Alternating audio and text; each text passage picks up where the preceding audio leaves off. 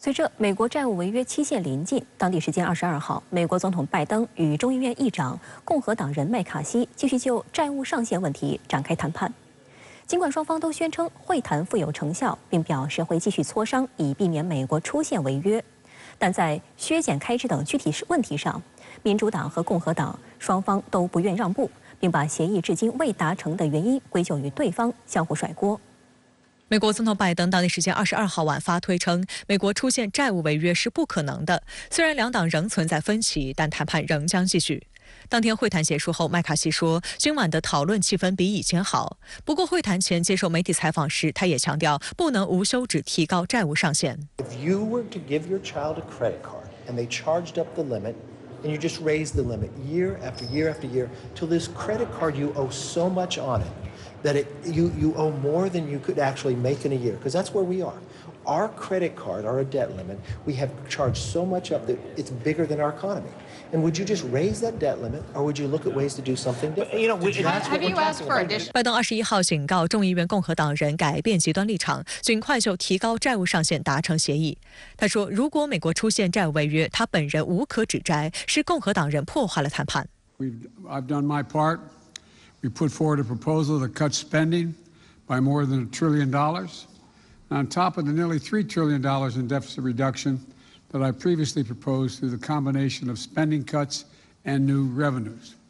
Now it's time for the other side to move. 目前，华尔街各银行和资管机构正严阵以待，为可能发生的债务违约做准备。鉴于美国国债通常被用作交易和贷款的抵押品，联邦债务违约将令投资者质疑这些抵押品的有效性。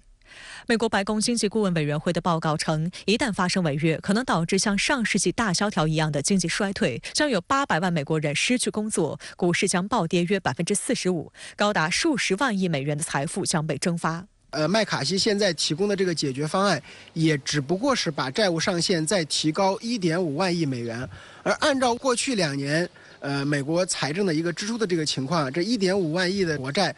的这个空间很有可能在1年内就会被耗尽。从这我们就可以看到，债务上限这样的一个危机啊，未来很有可能会反复发生，而且在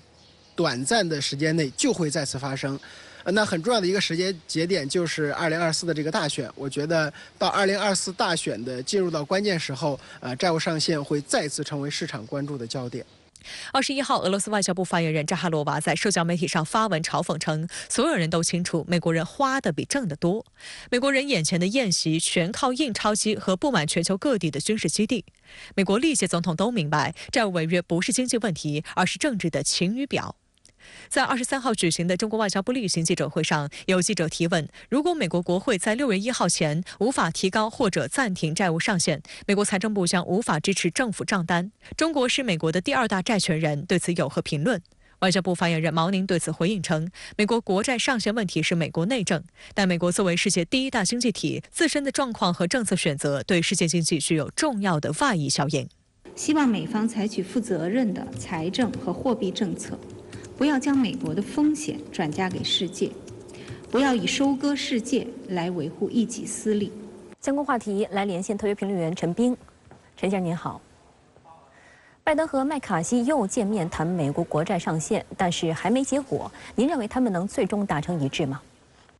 主持人好，以往两党格斗呢也很激烈，但总能达成解决方案。但这一次非常的不同，弄不好呢真的会发生经济灾难。